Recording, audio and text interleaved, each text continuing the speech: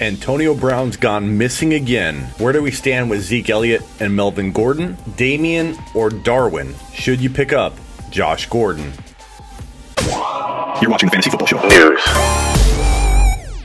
Welcome to this episode of the Fantasy Football Show News. It's time to talk about Antonio Brown going missing again. That's right, Antonio Brown has gone missing again. According to the NFL Network, the helmet that Antonio Brown wanted to use was tested and it failed. And out of frustration, Brown apparently left camp again. No one seems to know where he is. No one knows for sure if he's going to be away for an extended period of time. We just know that he left camp. Everybody's filled with frustration on both sides of this. AB, the Raiders, the team led by the GM is calling out Antonio Brown and saying, are you all in or are you all out? Many reports are speculating that the feet aren't an issue anymore, so it really is coming down to the helmet at this point. But what will it be next? Can you trust Antonio Brown at all? I'll admit I was pretty intrigued to own Antonio Brown at third and sometimes fourth round value.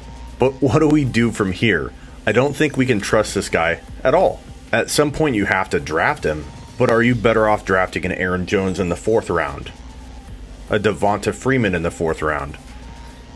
A Calvin Ridley, a Robert Woods, guys that are guaranteed to be on the field. I hate to say it because I love the value. I love buying low on a player when everybody else is running for the hills. Buy low opportunities are awesome, but at some point you got to say the risk is far outweighing the upside at this point for this guy. The God's honest truth is nobody knows what's going on. So if you want to take AB in the fourth round or fifth round, it's a risk, but it has a lot of upside. There's risk and reward attached to it, probably equal amounts of both, a heavy dose of both. If you want to go after him in a league or two, that's on you. I might even do it in one or two leagues at the right price, but do not put all your eggs in one basket with this guy. He could burn your entire season to the ground if you load him up on multiple teams. If I had to say right now, I think he plays, but we don't know. Nobody knows. Everybody's guessing at this point. It's so unfortunate that so many people are walking into their fantasy football draft not knowing the reality of the situation here. Tread lightly, draft smart, weigh out your risk versus your reward. Fourth or fifth round, maybe. Third round, I say no way. Zeke Elliott reportedly got on a plane and flew back to Dallas, but that doesn't tell us much. Some people thought that the Cowboys and Zeke were getting talks going again. Others say he's just flying back from Mexico. We don't know, but I still firmly believe that a deal is going to get done. Maybe he misses week one. Maybe he doesn't. I'm going to take the gamble as of right now. This could change in a week from now, but I'm going to take the gamble that Zeke is a top 5 overall player in 2019, and I'm taking him at 1.04, 1.05, 1.06 without hesitation. As of today, we can revisit that in a week. As for Melvin Gordon, I think he's a much riskier play, but I still believe both of these guys, when all is said and done, will be playing in week 1 or week 2 at the very least. But as I said with AB, don't put all your eggs in one basket. Make sure you draft these guys sparingly. Make sure you take guys that have a lot of risk in just a couple of leagues and diversify yourself in your fantasy leagues so that one player, two players can't take down your entire fantasy football season. Once I know more about Gordon and Elliott, I will let you know. Next up, Damien, Williams, and Darwin Thompson. Which running back to own? The answer is both. I've told you from the start that you need to own the duo. Situation is king.